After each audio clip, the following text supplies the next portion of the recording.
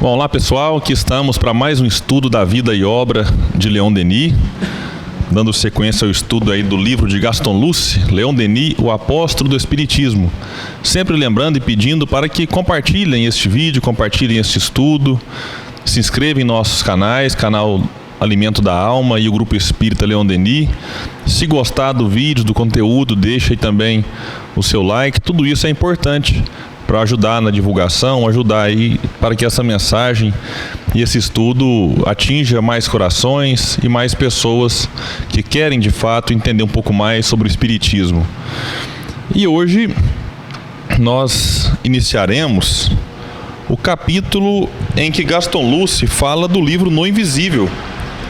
No livro aqui, na biografia impressa, é página 169. No PDF 122. Para quem está acompanhando à distância, a gente coloca para que vocês possam acompanhar. Aqui inicialmente a gente tem para falar a respeito do trabalho agora, da importância que Leon Denis via para realmente aí disseminar a doutrina através do livro, né? E que o Gaston vai colocar que a conferência apenas toca no tema, não se aprofunda nele. Porque Denis, ele, obviamente, ele fazia palestras sobre os mais variados temas. E é claro que, vez ou outra, quando ele abordava algum tema, ele sentia necessidade de, digamos assim, materializar aquilo que ele falava, a palavra falada, agora para a palavra escrita. Por quê? Na época dele, a gente não tinha como temos hoje os vídeos do YouTube, né? Então, falava para um público ali, às vezes, de 1.000 pessoas, 1.500 pessoas, mas ficava, né? Um dizia bem da palestra, outro questionava. Então, ele pensava que escrever o que ele falava era uma oportunidade de eternizar o seu pensamento. E quem falava muito disso também era o altivo, né? Panfiro, fundador do CELD, em que ele sempre incentivava as pessoas do CELD que queriam, né, escrever alguma obra a de fato fazer, porque é uma maneira da gente deixar aí para a posteridade, né, aquilo que a gente pensava, aquilo que se falava. Então Leon Denis, mais uma vez agora, decide, né, se esforçar para trazer mais uma considerada grande obra, que, repito, ele tem os livros chamados na época brochuras, opúsculos, e tem as suas grandes obras, e o No Invisível é uma dessas que ele realmente se dedicou muito para escrevê-la. E aqui o Gaston vai destacar que uma questão requeria então toda a atenção do apóstolo, a mediunidade. Sobre ela, Denis reuniu documentação ao mesmo tempo ampla e original. E claro que para escrever todas as obras, mas essa aqui parece que o Gaston também dá um destaque especial, é que Denis contou com um auxílio direto dos guias do grupo. Então Denis, como ele trabalhava ali com Jerônimo de Praga, com Joana d'Arc, com Duran e outros guias, muitas vezes ele interrogava-os a respeito de alguns pontos obscuros. Então, quando ele tinha dúvidas sobre alguma questão, ele colocava isso no diálogo ali mesmo com os benfeitores que participavam deste grupo. E aí diz Gaston aqui que então em 1903 vem a lume O Mundo Invisível, que é o primeiro nome, né, o primeiro título, né, que esta obra recebeu depois, o que nós conhecemos como No Invisível. Vai colocar aqui que é uma importante obra com 500 páginas. Realmente, Veitars, quantas páginas tem a da FEB, por favor? Vamos ver aqui, a FEB, esse livro é editado tanto pela FEB, assim como pelo Centro Espírita Leon Denis, e mais recentemente a Edicel também publicou. Olha, na edição da FEB está com 586 páginas, então tem que ter paciência para ler, né? Aí o pessoal me pergunta sempre assim, mas eu não tenho paciência, mas tem que ter. Não adianta, isso aqui não é um romance que você pega e fala, nossa, vou ler um romance agora. Você senta, lê 200 páginas numa sentada, fala, nossa, em 3 dias li o livro. Você não vai conseguir, e aí vai dar sono, e aí vai falar que Leon Denis é difícil, que Leon Denis é isso, é complicado, não é, que tem que ter paciência. Tem que ter paciência, perseverança, entender que é um livro de estudo, inclusive já entrando nesse assunto. E inclusive ele é um livro super recomendado para que se faça estudo em grupo. Eu tenho tido aí muitos relatos de pessoas que de fato pegam essa obra aí, leva para o grupo mediúnico e estuda junto. Porque se eu tenho dificuldade estudando sozinho, quando se leva a questão para 5, 6, 10, 20 pessoas estudar ali, um tem facilidade num ponto, o outro tem dificuldade e a coisa deslancha. Tem um grupo, por exemplo, Paulo Estevão, lá na cidade de Ibiá, dirigido pelo amigo Daniel Nascimento, e ele mesmo elogiou, falou, William, a gente está assim impressionado com a qualidade dessa obra, que eles estão já há algum tempo estudando. Nós tivemos também conhecimento que a Aliança Municipal Espírita de Uberlândia, o órgão, digamos, federativo de unificação da nossa cidade, onde é feito esse estudo, também eles ficaram alguns anos estudando no invisível. Então, é uma obra realmente muito importante, em que Leon Denis ele vai trazer ali dicas que a gente não encontra com tanta facilidade no movimento espírita. Ele dá dicas, inclusive, sobre a formação e direção dos grupos mediúnicos. Ele pensa, nossa, quais qualidades eu tenho que ter para dirigir um grupo mediúnico? Leon Denis fala isso no livro. Quantas pessoas devem compor uma reunião mediúnica? Ela fala assim, nossa, então Leon Denis traz uma fórmula, traz um manual? Não, ele dá uma sugestão. Claro que aí outros autores dão outras, isso aí é a opinião dele. Na época que ele escreveu, quais as características, os adjetivos que devem aí permear o dirigente mediúnico da reunião. Então, uma série de questõezinhas que a gente, quando lê, vai refletindo mais. Na parte final, por exemplo, vamos pegar aí os últimos capítulos. Esse aqui é mais um daqueles livros que, quando a pessoa fala assim, eu estou quase desistindo da obra, eu falo, não, então não desiste não, vai para a última parte. Vai para a última parte, porque se você ler pelo menos a última, você já vai ter muita coisa. Que também é a parte mais, como é que a gente vai dizer assim, mais prática, do dia a dia ali, do grupo, alguns alertas, assim como ele fez lá no Depois da Morte, começa muito teórico, e a obra vai se desenvolvendo e vai ficando mais leve. Essa aqui também é bem similar nesse ponto. O livro é dividido em 3 partes. Na primeira, Denis fala sobre o espiritismo experimental, as leis. Na segunda parte, ele fala sobre os fatos, também sobre o espiritismo experimental. E que é interessante, tudo é interessante, na verdade, né? Eu vou falar interessante tanta coisa aqui que fica repetitivo, mas ele fala sobre a telepatia. E ele, inclusive, desenvolve uma ideia de que, na medida em que a telepatia se desenvolver mais no ser humano, o mundo vai regenerar mais rápido. E ele explica os motivos, porque aí a gente pensa, se comunicar pelo pensamento, que é a comunicação dos espíritos, e que a gente já vê isso, numa pequena escala acontecer com a gente. Nossa, eu pensei nisso, nossa, também pensei. Imagina isso numa escala inimaginável, assim, não dá nem para ter noção de como que seria, E ele traz o que ele vai fazer ao longo dessa segunda parte, assim como na primeira menos, na segunda bem mais. Os relatos. Então ele vai pegar um caso de telepatia que foi colocado numa revista que nem espírita é. Às vezes a revista estuda coisas as mais diversas e colocou lá um caso de transmissão do pensamento. Ou então da exteriorização dos vivos, de indivíduos que, estando encarnados, se fazem aparecer num local muito distante. Coloca o caso de um político que vai lá onde trabalhar, ele estava doente, de repente ele vai lá onde trabalhava e o pessoal vê ele participando lá, assistindo tudo o que acontecia. Ia fazer uma piadinha, mas você viu, o político antigamente gostava de trabalhar até quando estava doente, Se doente ele ia em espírito para lá, Hoje em dia está mais complicado um pouco, mas chega, E ele vai colocando uma série de questões, como que a gente via com Eurípides Barçanufo, por exemplo, né, dos desdobramentos, em que a pessoa era tida como viva, assim, era como um qualquer, uma pessoa normal. Tanto que quando falava, olha, não, mas ele estava na casa dele, a quilômetros de distância, eu falava, não é possível, né? Eu tenho certeza que eu vi ele lá. Então Denis vai trazer vários casos desses. Vai trazer casos de incorporação, que foi, né, um assunto já debatido aqui em outro estudo, em que Leon Denis, reforçando o que foi muito bem colocado aqui na ocasião, ele amplia o conceito de reencarnação. Não sei se ele amplia ou se a gente diminuiu, né?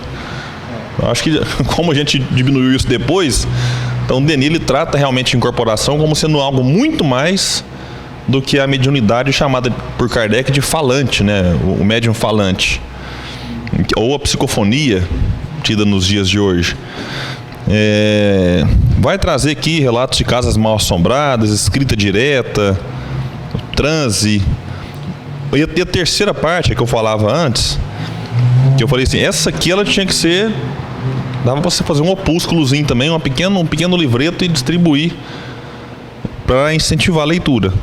Que vai falar da prática e perigos da mediunidade, hipóteses e objeções, abusos da mediunidade, o martirológio dos médiuns e a mediunidade gloriosa. Fecha o livro, que é realmente assim um capítulo muito bonito, né, que ele vai exaltar assim, o papel e a grandiosidade dos médiuns, né, da época dele, mas também os médiuns, os profetas, os médiuns da idade medieval, do período medieval. Então Denis realmente ele faz uma divisão muito bem feita da obra. É um livro que a gente recomenda fortemente o estudo dele. E aqui o Gaston vai analisando a obra, ele vai dividir aqui em 3 grupos, né, a quem Leon Denis se dirigia em especial. O primeiro ele fala aqui que é os que tinham fé, mas frequentemente demonstravam uma impaciência, uma intransigência nocivas à propagação da doutrina nos meios refratários. Então esse era um grupo que Leon Denis se preocupava em esclarecer, em escrever para. O outro era o grupo dos indecisos. Envolvidos pela dúvida, mostravam-se reservados e renovavam periodicamente suas críticas sobre a mediunidade. Então, mesmo não estando assim tão certos do que era a mediunidade, né, estavam indecisos, não deixavam de criticar. E havia, enfim, o grupo dos céticos, mais ou menos cultos, que obrigavam os militantes a se aprofundarem em suas investigações e a estudarem mais de perto os fenômenos. Que eu achei interessante, porque os céticos, eles nos forçam a isso, né? A gente fala assim, nossa, mas é em tudo, né? Porque, de certa forma, eles têm argumentos interessantes, né? E ele, tanto que o Gaston coloca mais ou menos cultos. Então, o ateu, ele muitas vezes ele faz questionamentos que a gente nunca parou para pensar. Assim, nossa, mas como é que eu não tinha pensado nisso? Deixa eu pensar então. Então, os céticos em relação à mediunidade forçavam Leon Denis a pesquisar ainda mais, a ter mais certeza do que divulgava. Então era assim, eram motivadores, mesmo sem saber, né?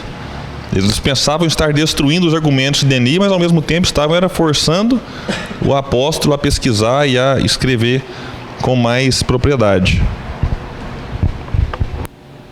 Você está falando aí, eu sempre lembro de uma amiga. Ela é ateia e realmente ela é mesmo, né? Porque tem o ateu revoltado. Tem o ateu que ele é ateu porque ele brigou com Deus. Esse acredita, né? Porque se ele não acreditasse, ele não tinha brigado. Mas assim, ela é mesmo.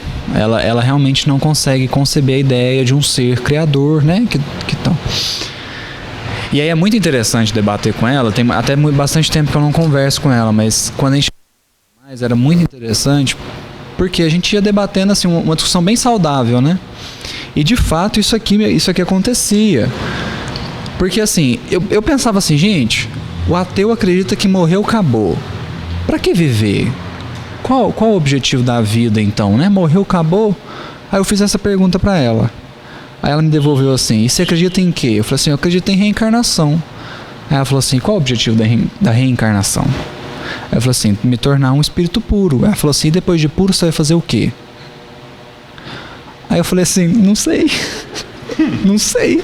Ela falou assim, você vai ser espírito puro e vai fazer o quê? Eu falei assim, eu não sei. Aí eu pensei assim, vou ter um planeta pra mim. Aí ela falou assim, você vai fazer o quê com esse planeta? Eu vou conduzir espíritos à pureza espiritual. E aí, sabe, eu fui falando com ela assim e perdeu o sentido. Porque aí eu vou me tornar um Cristo, para que outros espíritos se tornem Cristos, e mais Cristos, e mais Cristos, e me forçou a estudar. Me deu um vazio, porque aí eu pensei assim, a gente enche, né, pra falar assim, então qual a razão da vida? Ela falou assim, qual a razão da evolução espiritual? E eu não soube falar. Porque eu fiquei assim, gente, ela sabe mais de espiritismo que eu. E aí foi assim, foi uma questão, pra te falar a verdade, até hoje eu não fechei a questão. Por quê? Porque chega em Cristo, como é que eu vou falar o objetivo de um Cristo? Se eu não sei, se não tem. Porque aí fala assim, o Cristo juntou com engenheiros, não sei o que, pra formar. Me faz pensar uma coisa, eu não sei se é até Leon Denis que traz, assim, que você vai saber tudo, mas você vai ser especialista numa coisa só. Então a gente tem, não sei, um Cristo especializado em alguma coisa, outro espírito puro especializado em outra, e eles se juntam para fazer um trabalho, fazer um planeta, né? Mas é uma questão interessante, isso me forçou a estudar, sabe? Então esses debates, e é interessante porque esses debates eles sempre fazem a gente crescer, né? Assim, porque ou eu vou ser convencido, e não tem problema nenhum, ou eu vou estudar mais para tentar assim, fortalecer a minha fé, né? Mas assim, quando se lê isso aqui, né, os céticos que obrigavam os militantes a aprofundarem em suas investigações, isso é mais pura verdade. Porque dependendo do ateu que você for debater, os argumentos deles são muito bons, né? Então a gente tem que ter esse bom senso na discussão para não virar briga e de buscar conhecimento, né? Porque a gente realmente não está longe de conhecer tudo, né? Você quase criou o primeiro mistério do espiritismo, né? Vai perguntando a verdade, mistério. Isso a gente não pode. Esse aí, na mão de Deus. Mas eu acho que isso aqui é bacana, a gente reconhecer também a própria limitação, entender que a doutrina, o pensamento dos espíritas vai progredindo e vai ampliando, e a gente vai estudando. E aí você pode colocar aí que depois de formar planeta, você vai brincar de formar sistema, né? Fala aí. E depois do sistema vem a galáxia? Então você vai perguntar assim, mas e depois? Fala, não, vai ter muito tempo para pensar nisso. Só para formar um planeta vai demorar bilhões de anos. Então não vou preocupar com isso agora não. Larga de ansiedade, larga de ser ansiosa. Porque isso quer saber depois da galáxia, não tem, né? Um passo cada vez. Primeiro planeta. Gente, aqui eu vou pular um pouquinho, já na página 170. Mas se alguém quiser voltar, a gente retorna, caso alguém tenha feito alguma marcação aí. Para colocar o que Gaston traz aqui em relação à introdução, que para variar é a introdução, né? Você também marcou aí?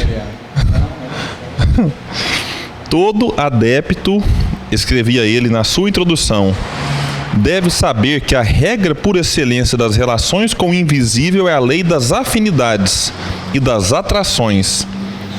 Nesse domínio, aquele que procura as coisas inferiores as encontra e se confunde com elas. Aquele que prefere os altos cumes os atingirá cedo ou tarde, fazendo deles novo meio de progresso. Se quiserdes manifestações de ordem elevada, esforçai-vos por vos elevardes.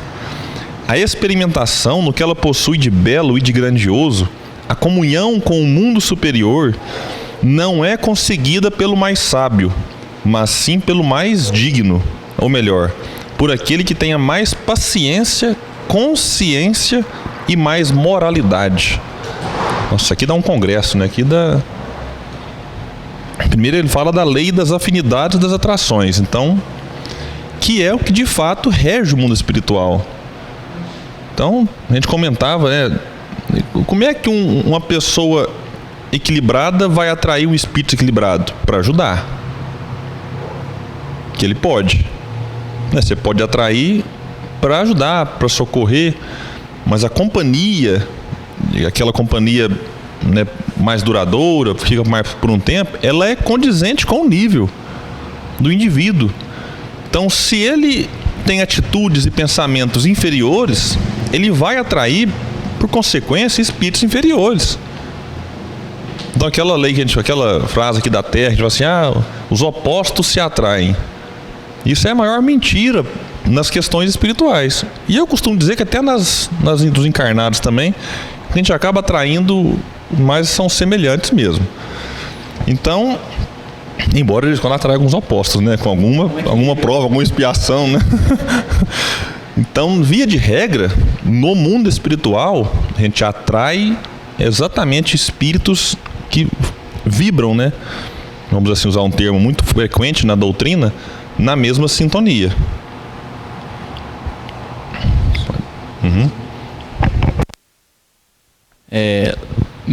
Isso aqui é muito, muito bacana, né? É Lei das Afinidades e das Atrações. Aí o Emmanuel tem um livro que chama Mediunidade e Sintonia. É um livro fininho, muito, muito bom, do prefácio até o último capítulo, como é de costume, né? Do Emmanuel.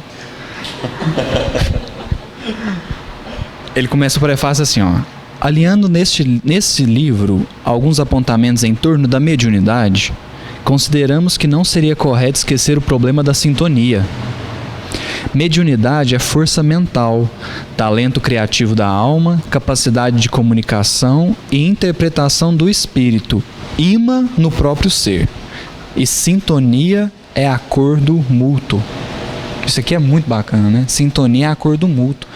Por isso que a gente vai falar que em obsessão não tem vítima, né? Por isso que o William está falando aqui. Nós atraímos semelhantes porque eu tô de acordo com aquele, né? Aquele que está me influenciando, seja para o bem ou seja para o mal. Por isso que é perfeito isso aqui, lei das afinidades, né? Esse acordo mútuo e atrações, né? Eis porque, examinando a mediunidade e sabendo que a sintonia se lhe faz inerente, se possível ousaríamos perguntar: sintonia para quê e com quem? Parafraseando o antigo provérbio, dize-me com quem andas e dir-te-ei quem és, concluiremos que basta a pessoa explicar onde repetidamente está, para sabermos que objetivos ela procura, e basta notarmos com quem anda, para que saibamos com quem essa mesma pessoa deseja se parecer. Através do exposto, reconheceremos que todo aquele coração que palpita e trabalha no campo dos ensinamentos de Jesus, a Jesus se assemelhará. Então, assim, se a gente não está parecendo Jesus, então quer dizer que talvez a gente não esteja trilhando o caminho, né? Mas é muito bacana isso aqui, né? A gente ter essa noção, porque às vezes a pessoa, é culpa do meu obsessor, é culpa dele, é culpa daquele. Não, né?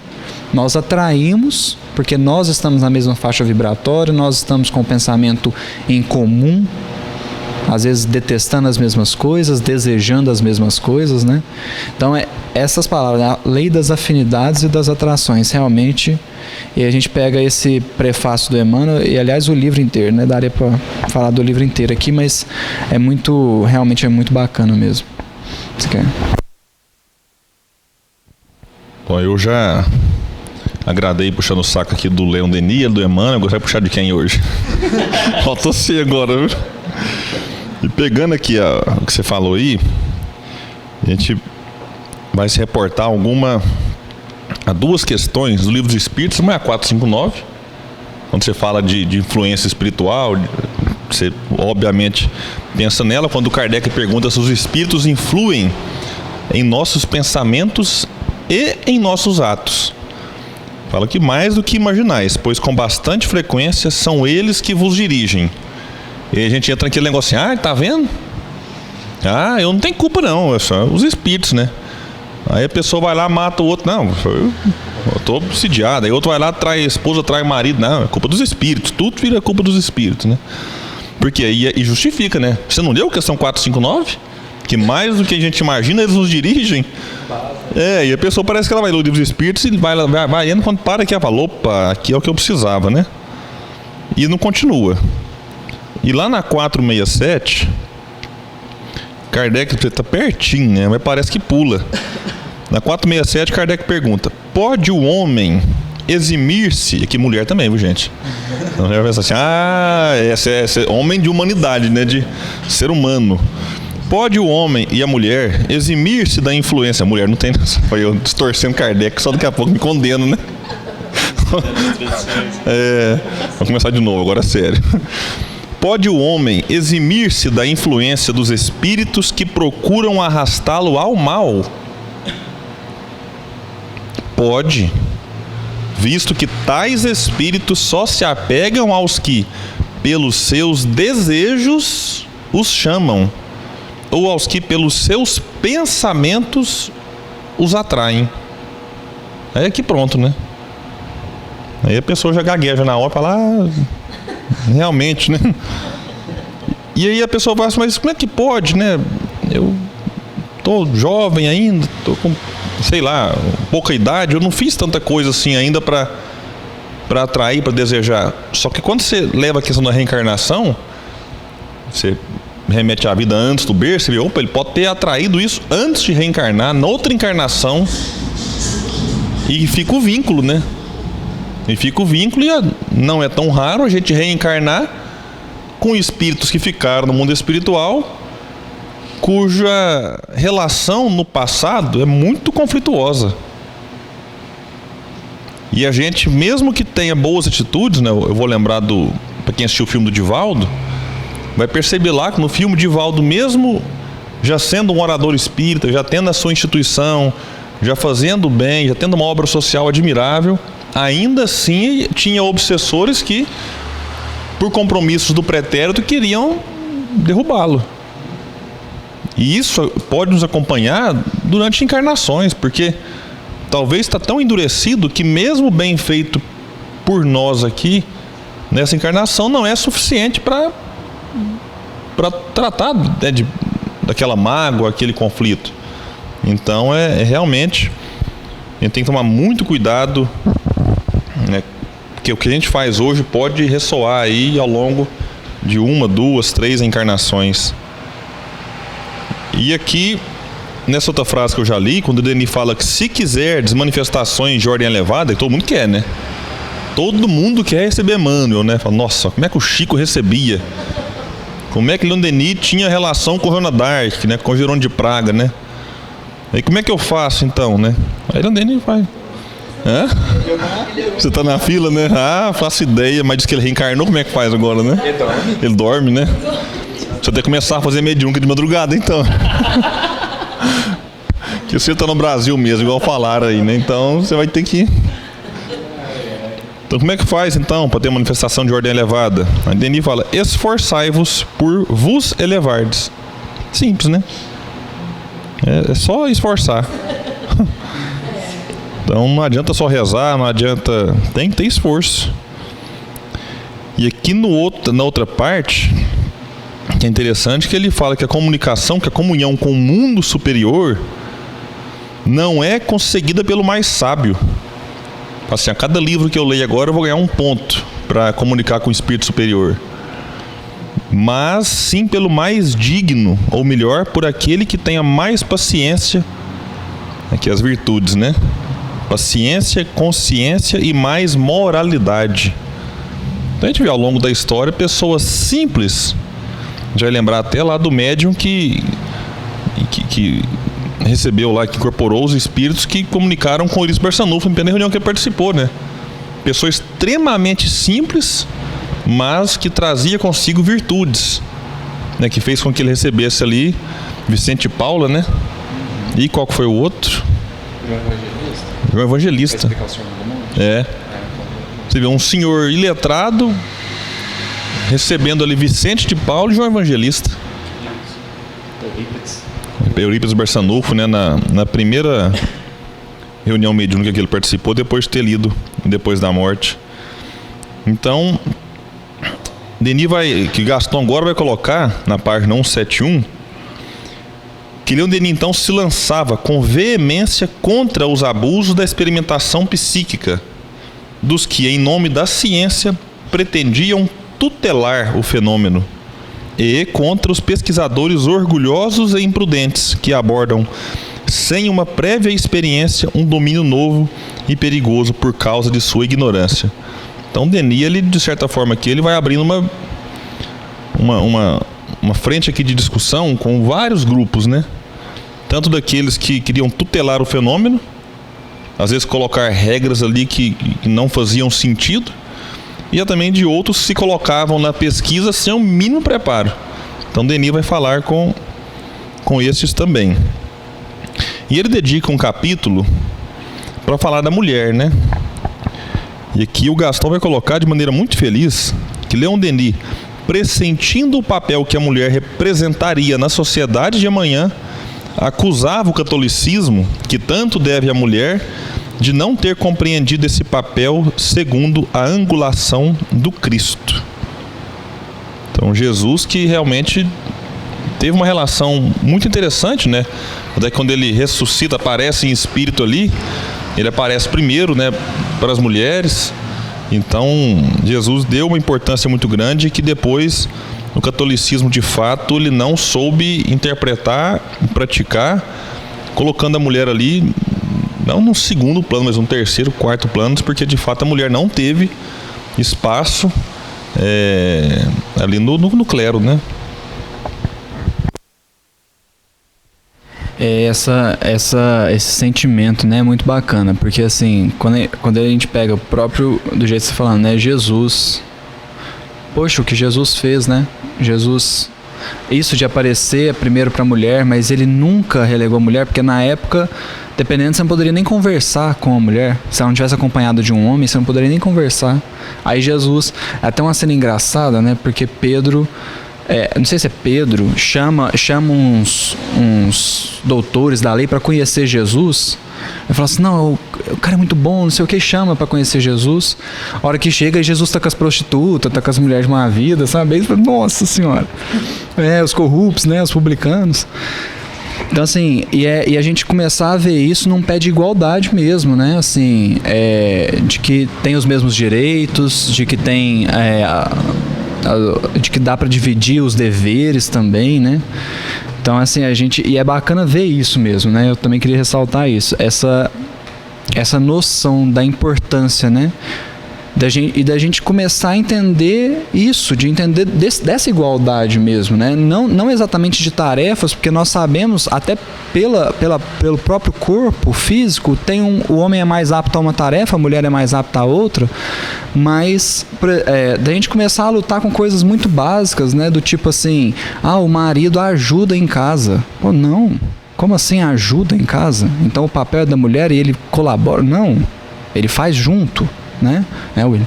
Faz junto, né? Então o marido ajuda com o filho. Como assim? Não é ajuda com o filho, ele reparte as tarefas, né? E é bacana a gente pegar isso mesmo, porque Jesus tratava, Jesus já fazia isso, né? Então a gente seguir realmente. Isso aqui foi muito feliz mesmo, essa colocação, gostei também. Aqui mais embaixo ele vai reforçar que, relegada a um segundo plano em nossa civilização ainda bárbara, a mulher deseja exercer no lar, no templo e na comunidade o lugar que lhe cabe, junto do homem seu igual. E quando fala aqui no templo, né, vamos trazer um pouco para a realidade espírita, a gente vê hoje como que a mulher tem um papel muito importante, né, na doutrina, fazendo essa inversão do catolicismo, em que as mulheres não podiam assumir tarefas. Já no espiritismo, a gente vê um público, né, e também dirigentes, oradoras, já sendo aí representado boa parte pelas mulheres. Então, é importante. O pessoal tá falando, você está falando da mulher, mas uma mulher não aparece nesse estudo. Aqui tem mais mulher aqui presente do que homem, mas elas estão com resquícios, né?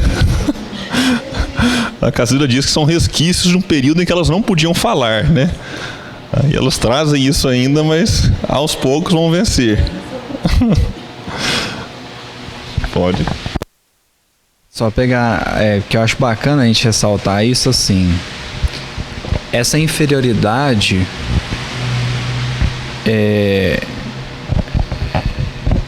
já tem um tempo que a gente está tentando destruir, né? Essa ideia de inferioridade, na verdade, né? E aí a gente pega questões do Livro dos Espíritos, 1857, ou talvez edições posteriores, mas são iguais perante o Deus, o homem e a mulher, e têm os mesmos direitos? Aí olha a resposta. Não outorgou Deus a ambos a inteligência do bem e do mal e a faculdade de progredir? Não é isso que importa?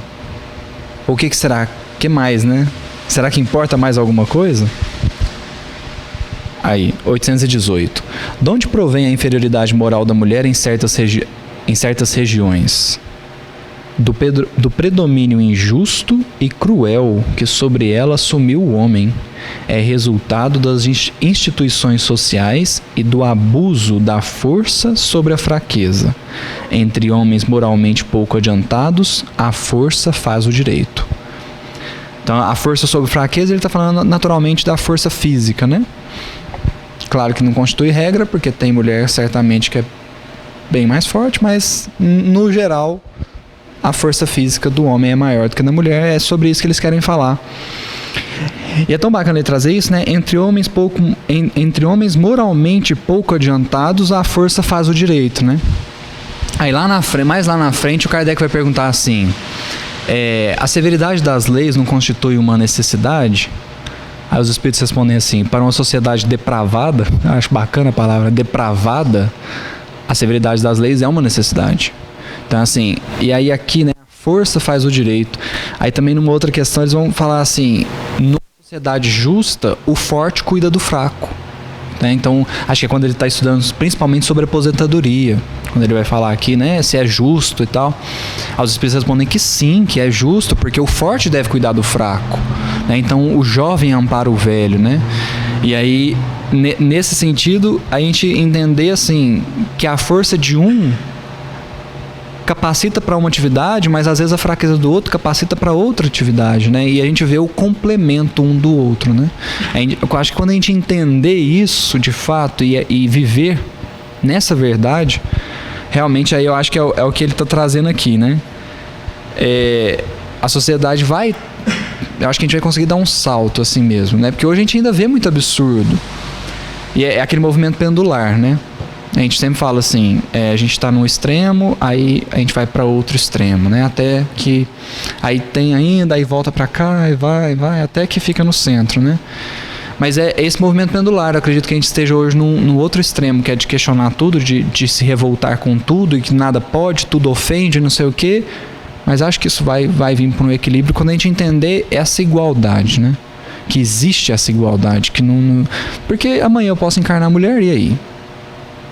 Então realmente não faz sentido pensar em superioridade, porque não existe, né? Quem quiser estudar um pouco mais sobre o assunto, Kardec escreveu um artigo que está na Revista Espírita de 1866, em janeiro. Então ele abre a revista de 1866 com um artigo intitulado "A Mulher Tem Alma?" Porque havia um pensamento na época que a mulher nem alma tinha. É só isso, não tem muito tempo não. Então olha, né, a que ponto a gente chegou, né? Então é realmente, e Kardec vai obviamente refutar essa ideia com veemência, com força dos argumentos, né, demonstrando justamente a igualdade nesses pontos colocados muito bem pelo Gustavo. Aqui na página 172 do livro, do PDF, vai falar aqui do "ele mesmo tinha sido médium escrevente". Logo depois deve ser aí 131 e 125. Então 125 do PDF, que ele mesmo tinha sido médium escrevente. Ele, Leon Denis, antes de se tornar orador. E quando ele começa a fazer palestra, digamos que assim, né, aquilo foi canalizado para a inspiração, para a intuição, né, para outras questões e não a psicografia. Aí seus dons de intuição e de inspiração apenas haviam se modificado. Sentia-se em relação permanente com seus amigos invisíveis. Enfim, pela incorporação, havia obtido mensagens de importância capital. Então, Denis, ele tinha uma mediunidade bem, vamos dizer assim, ostensiva, né? mas quando começa a fazer as palestras e escrever os livros, tudo isso vai aí dando lugar a uma intuição, inspiração muito boa assim mesmo, que ajudou muito ele, né, na publicação das obras. Ele reconhece isso em vários momentos. Que, como eu já falei da última parte, o Gaston também fala, a última parte do livro era consagrada à mediunidade em geral, à sua prática, aos seus perigos, às hipóteses e às objeções que ele levanta. E é claro que Leon Denis, quando escreve essa obra, ele levanta a crítica aí, né, de certos espíritas, ele levanta a censura de certos espíritas e também de alguns adversários. E só para encerrar esse capítulo, uma opinião aqui bem curta do Laurent Defarge, quando ele diz que o belíssimo livro que Leon Denis agora nos apresenta é o fruto maduro de sua grande experiência, o resultado brilhante e sólido de suas investigações e de seu saber. Então Denis investigava, né, participava de várias reuniões, não apenas a que ele dirigia, mas ele visitava alguns grupos, né, para investigar mesmo.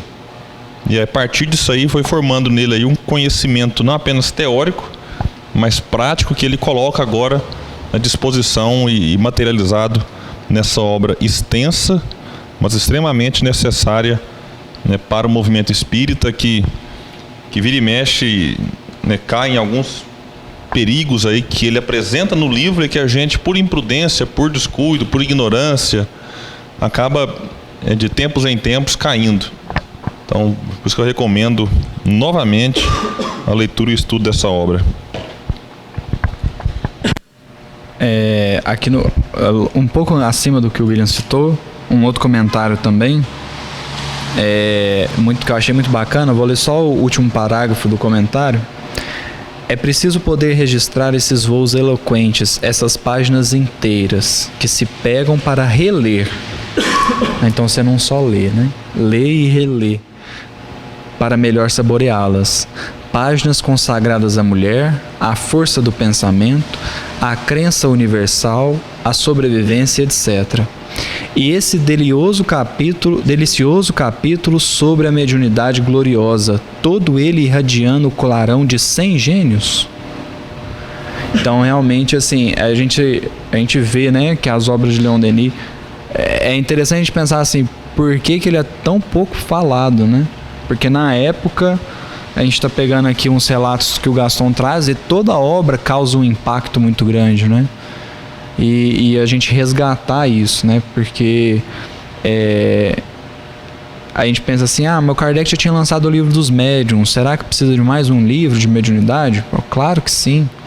Kardec abordou a ciência, abordou muito, principalmente a mediunidade de psicografia. Ele abordou temas muito importantes, mas é evidente que tem outras formas de se dizer, né? Tem outras formas de apresentar, e o Leon Denis traz isso de forma muito brilhante nesse livro, até porque uma coisa que ele faz ali, que ele faz no Problema do Ser e do Destino também, que é trazer pesquisa da época, trazer relatos sérios, estudos sérios da mediunidade, que aí você pensa assim, poxa, será que...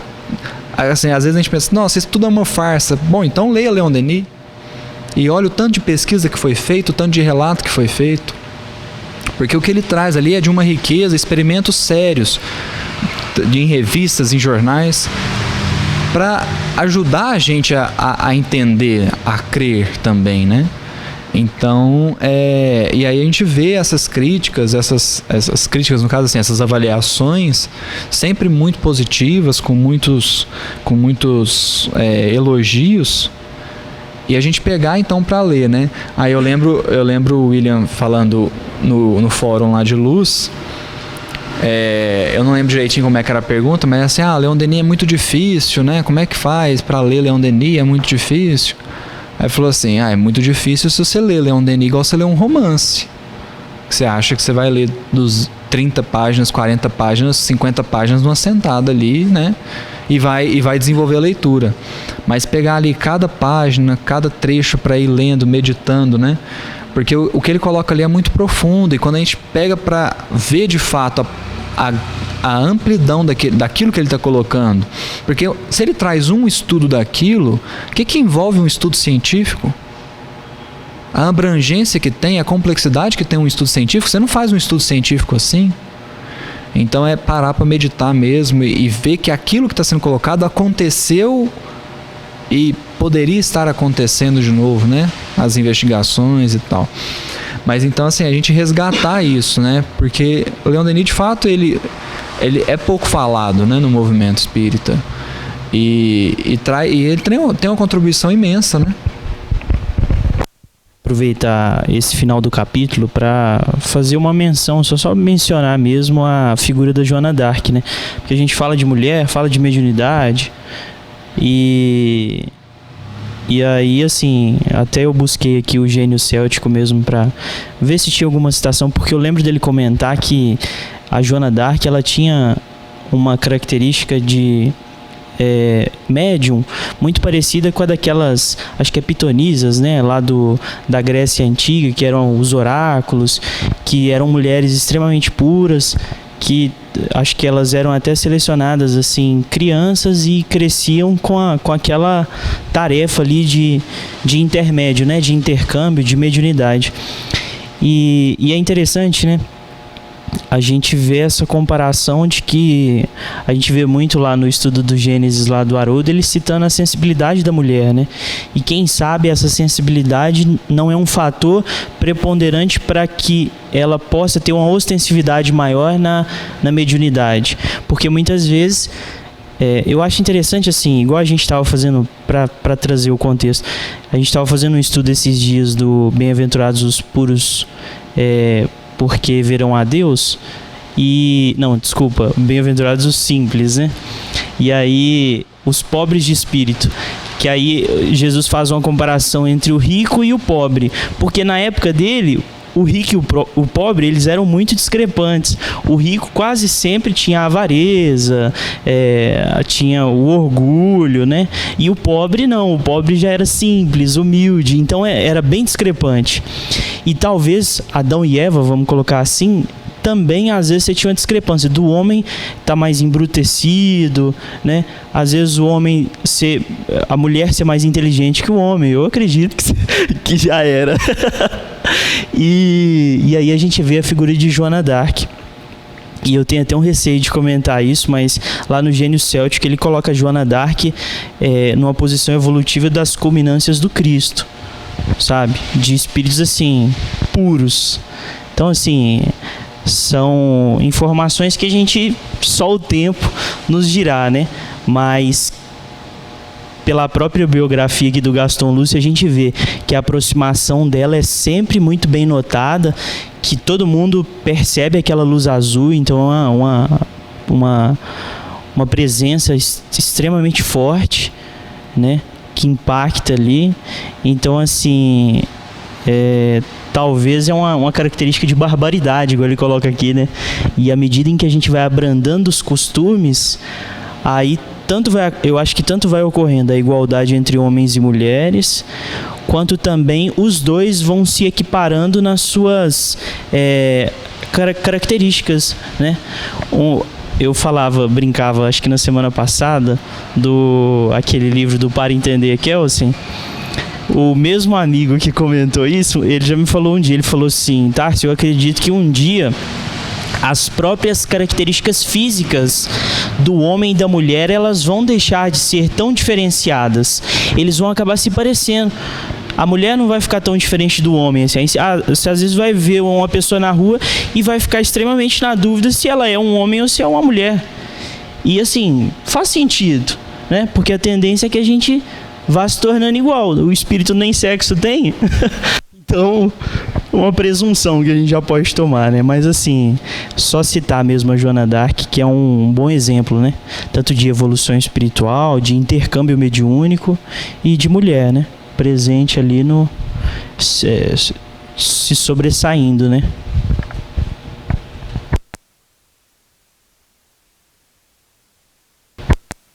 Só para citar um caso, porque Leon Denis, quando a gente fala que ele vai buscar relatos em revistas, Ele coloca e depois dá a explicação.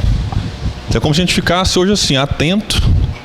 Opa, o que vai sair na revista tal? Opa, a revista tal falou que teve um fenômeno assim, daquele jeito. Aí Leon Denis pegava então o que apareceu nessa revista, coloca no livro e explica. Então a gente vai colocar só um aqui. Às vezes digo revista, mas pode ter sido livro também, né? A gente vai colocar só um aqui quando ele fala em relação ao peso corporal do médium durante o fenômeno de materialização. Ele coloca assim, ó, William Crookes, todo William é diferenciado, né? William Crookes o constatou durante as materializações de Kate King por meio de balanças munidas de aparelhos registradores. Eis o que diz a esse respeito a senhora Florence Mariá. Vi Florence Cook, né, é a médium que materializava o espírito de Kate King para as experiências feitas por William Crookes, só para a gente situar os nomes aí. Vi Florence Cook sobre uma balança construída especialmente pelo Sr. Crookes. Estava atrás da cortina, enquanto que o fiel da balança permanecia à vista.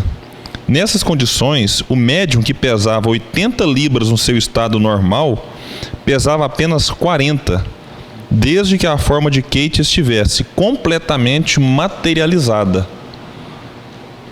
Nas experiências dos senhores Armstrong e Reimers, realizadas em Liverpool com o concurso dos médiuns, senhorita Wood e Farlamb procederam à pesagem dos médiuns e das formas aparecidas e puderam constatar que o peso perdido pelos sensitivos encontrava-se nas aparições materializadas.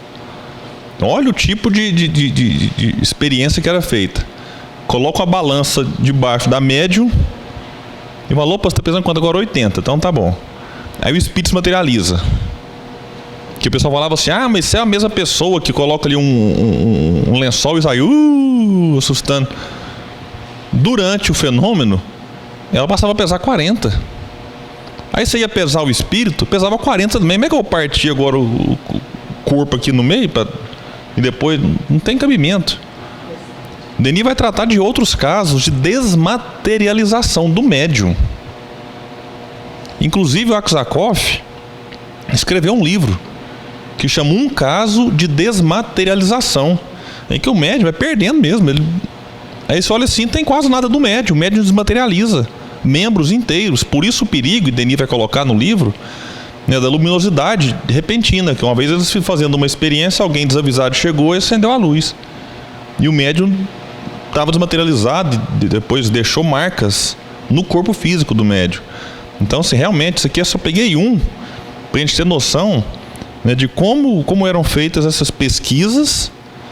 E imagina, Denis, que na época não tinha Google, né? Nós já falamos que uma vez, né? Você não tem Google para você bater lá a palavra-chave.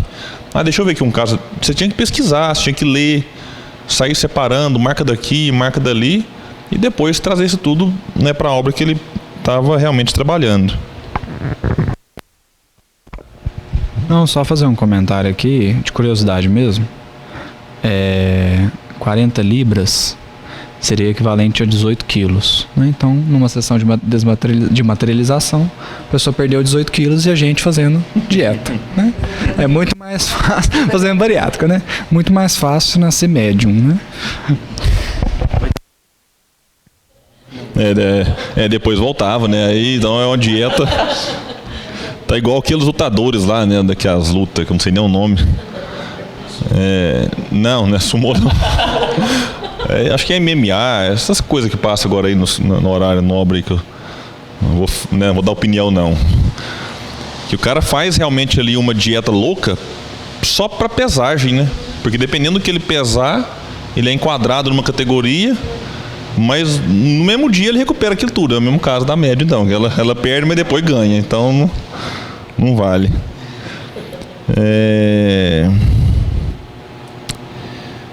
Com relação aqui à telepatia, eu vou citar um caso também, que eu falei aqui no começo, às vezes o pessoal fica curioso, né? Também está no Invisível, é claro. Ele fala de um estudioso, o Dr. Baum, constata que, tendo experimentado com uma de suas amigas, não obteve primeiramente resultado algum. Pessoal, vamos combinar? Vamos. Então, às vezes, você fica num outro cômodo, fala, vou pensar alguma coisa. Aí, que pensou também? Não pensei não, pensei diferente. Então, ele começou a fazer experiência. Todos os dias, à mesma hora e durante muito tempo, eles prosseguiram sua tentativa. Os pensamentos trocados foram, primeiramente, contraditórios. Então, primeiramente, resultado nenhum. Um dia, todavia, uma palavra foi percebida com exatidão. Uma palavrinha, hein? Depois, em sequência, frases de 4 ou 5 palavras foram transmitidas. Finalmente, ao fim de 2 anos, eles se comunicaram à distância a qualquer momento do dia, batendo primeiro palmas. Um exercício. O Tarso ficou interessado, hein? Todo dia na mesma hora, hein? Isso é interessante, você vai criando a vinculação também, né? Vai criando uma vinculação ali psíquica, fluídica, sei lá. Pensa, primeiro uma palavrinha, depois 4, 5, depois qualquer coisa. Você não tem que pegar nem um WhatsApp para mandar mensagem, você pensa já. Então, e aí ele vai citar vários outros casos, não vou colocar mais aqui não, mas aí ele vai explicar como que acontece, né? Então eu tô falando só para deixar um gostinho de quero mais aí. E vocês depois... Quando eu falei agora sobre a questão da transformação, da regeneração que ele fala, né? Quando a telepatia for... Deixa eu só fazer um... Tá, pode. Telepatia. Não pode ir. Só fazer um comentário ainda, porque a gente sempre brinca que no mundo espiritual não tem privacidade, né? E às vezes o que impede a gente de ter a telepatia é justamente porque a gente quer esconder os pensamentos. A gente não quer que os outros ouçam os nossos pensamentos, porque já pensou? Se as pessoas ouvissem tudo, né? Então, daí que a gente sempre fala de uma forma muito abstrata, né? De reforma íntima, de mudanças, mudança moral, né? De evolução moral. Só que aqui, ela na prática, né? Talvez se a gente não quisesse se esconder, não tivesse motivos pelos quais a gente tem que esconder o pensamento, ele já estaria extravasando e a gente já teria muito mais habilidades nesse sentido do que ele está mostrando aqui, né? É mais, às vezes, uma questão pessoal, né? Da gente viver de uma forma que os nossos pensamentos possam transparecer e não façam mal, né? Vou complementar o que você disse. Agora só que já está no livro O Problema do Ser e do Destino, que ele também dedica uma parte muito especial para falar da telepatia. Ele fala, vejamos suas consequências no ambiente terrestre. Já pelos fatos telepáticos, a evolução humana se acentua. O homem conquista novos poderes psíquicos que lhe permitirão um dia manifestar seu pensamento a qualquer distância, sem intermediário material. Este progresso constitui uma das mais magníficas etapas da humanidade, em direção a uma vida mais intensa e mais livre. Poderia ser o prelúdio da maior revolução moral que pudesse ocorrer em nosso globo. Assim, efetivamente, o mal seria vencido, ou consideravelmente atenuado.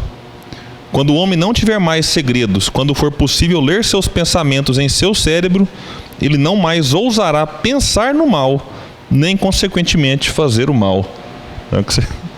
Porque é claro que é um negócio gradativo, né? Você não vai dormir agora, acordei, não, estou lendo pensamento agora, todo mundo está vendo meu pensamento e... Olha que interessante. Isso me lembra outra questão, né? Que é a questão da nudez, né? Igual o Adão e Eva lá, se você for pensar, vamos colocar num sentido simbólico, eles se percebem nus.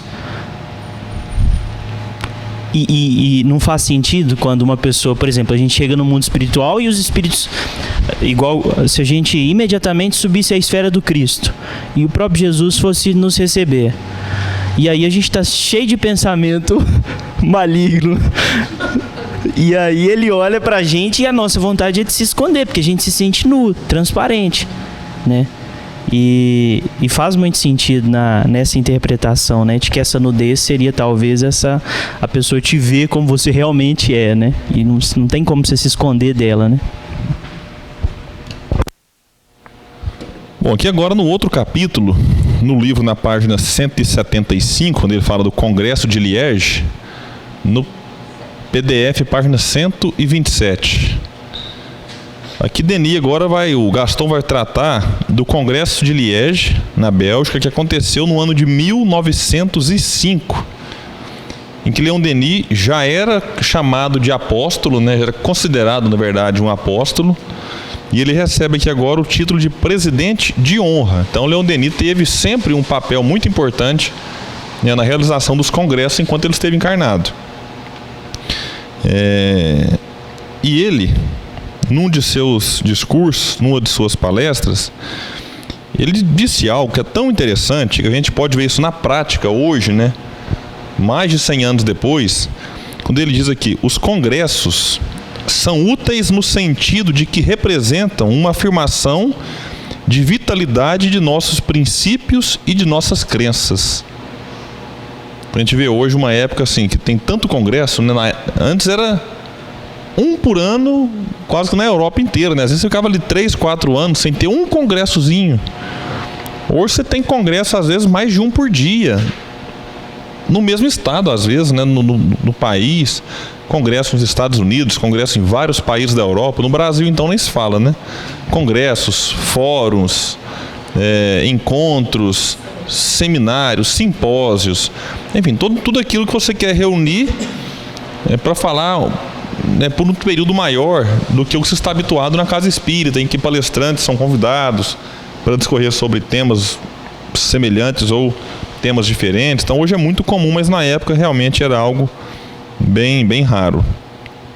Os congressos, diz Leon Denis, são úteis porque contribuem para orientar a marcha do espiritismo. Neles medimos os progressos realizados. Neles acertam-se as formas de melhor organizar o trabalho de experimentação e de propaganda para torná-lo mais metódico. Isso aqui agora que é fundamental. Neles se estreitam os laços de solidariedade que unem os espíritas de diversas regiões, de diversas federações. E cada vez que aqueles que participaram desses congressos retornam à vida ativa, à luta pelas ideias, eles o fazem com um novo ardor, com uma confiança bem maior. Como é atual isso, né? A gente encontra nos congressos assim, é uma solidariedade, a gente não consegue nem explicar direito, né? Você revê quem você já conhece, às vezes você não vê há algum tempo, e abraça, e troca ideia, e confraterniza. Aí alguém que você nunca ouviu na vida, ou nunca viu na vida e nunca ouviu falar, aí você chega num congresso, faz amizade, ou então você encontra alguém que você já ouviu dizer sobre e tem a oportunidade naquele congresso estreitar uma amizade que mantinha a distância, sobretudo na época em que vivemos agora, né, com essa questão de palestras na internet, de livros. Então às vezes você fala: nossa, eu queria tanto conversar com um palestrante, ou com um escritor, ou com um dirigente que é amigo no Facebook, que conhece, e lá é a oportunidade. E esse ponto que ele fala é da gente sair do congresso com um novo ardor, com uma confiança bem maior. A gente às vezes até brinca, tem gente que sai do congresso que quer mudar o mundo, né? Fala: nossa, agora eu sou, sei que eu diga, né? E de fato o congresso ele é transformador, né? Para muita gente ele é um divisor de águas, ele é a porta de Damasco ali, né, Gustavo? Estamos aqui com um exemplo, né? Você quer falar um pouco da sua experiência? Eu acho que é interessante. Não, o William tá brincando, mas prática, né? Ele tá brincando, mas é verdade. Assim, a gente conversou muito esse último final de semana e eu realmente digo muito, né? E eu realmente digo assim, que o primeiro congresso espírita de Uberlândia em 2016 foi a minha porta de Damasco mesmo, assim, que eu saí, eu falo isso pro Rubens, pra Divina, né? Eu falo assim, eu não tenho palavras para agradecer o esforço dos dois, né? Porque hoje a gente vai organizar o Congelde aqui, a gente experimenta os desafios da organização de um evento. E eles foram, pelo menos aqui em Uberlândia, que eu saiba, os primeiros, né, a trazer um evento, e trouxeram um evento grande já. com palestrantes importantes, né, e tal. E aí, de fato, é muito engraçado, porque aí minha mãe me ligou 2 semanas antes do congresso, falou assim: ô Gustavo, vai ter um evento aqui em Uberlândia, espírita, você quer ir? Eu falei: quando é que é? Falei: dia tal. Era 2 dias só, né, era no sábado e domingo. Aí ela falou assim: vamos pessoal estudioso, pessoal esforçado. Era o Haroldo, o Rossandro, o Simão Pedro, o esforçado, né, os esforçados, os estudiosos. E aí, realmente, ir nesse evento e sentir a atmosfera desse evento, a energia dele, me deu uma força que eu tô aqui até hoje, né? Então, de fato, aí eu falo pro Rubens, né? Eu falo: a gratidão que eu tenho por esses eventos e eu enxergo a importância desses eventos, porque assim, muita gente vai, a gente sabe, muita gente vai e volta, fica aquela empolgação de uma semana e depois... Mas eu acredito que tem muitos casos como o meu, assim, de pessoas que foram transformadas por esses eventos, né? A gente fica vendo, a gente recebe muitas mensagens do próprio Congelde também, né? De pessoas que falam: nossa, eu estava desanimado, mas agora eu vou estudar, eu vou buscar. E a importância disso, né? Assim, porque isso, de fato, eu falo sem nenhum medo. Foi a minha porta de Damasco mesmo, assim. Foi onde eu saí do dia que eu lembro certinho, a palestra do Haroldo e do Rossandro. Eu saí do congresso e falei: meu Deus do céu. Se esses caras estão errados, eu tô na contramão. Se esses caras estão certos, eu tô na contramão. Eu tô tudo errado, né? Então, e aí realmente, e eu vejo que muita gente sai assim, né? Sai transformada mesmo, né? Que é o que ele tá colocando aqui. Então, a importância desses eventos, né, que eu acho que é realmente a porta de entrada da pessoa na doutrina, né? A pessoa não deve ficar só nos eventos. Aquilo ali deve ser a motivação para que ela estude, para que ela busque, né? Mas realmente, eu tenho uma gratidão em especial pelo céu, né? Por conta disso mesmo. E é interessante porque você falou daqueles que podem sair dali animados por alguns dias, semanas, e depois voltam à sua rotina, mas dificilmente alguém vai sair pior de um congresso. Eu nunca ouvi falar: nossa, eu fui num congresso e saí pior. Eu saí com menos conhecimento, né?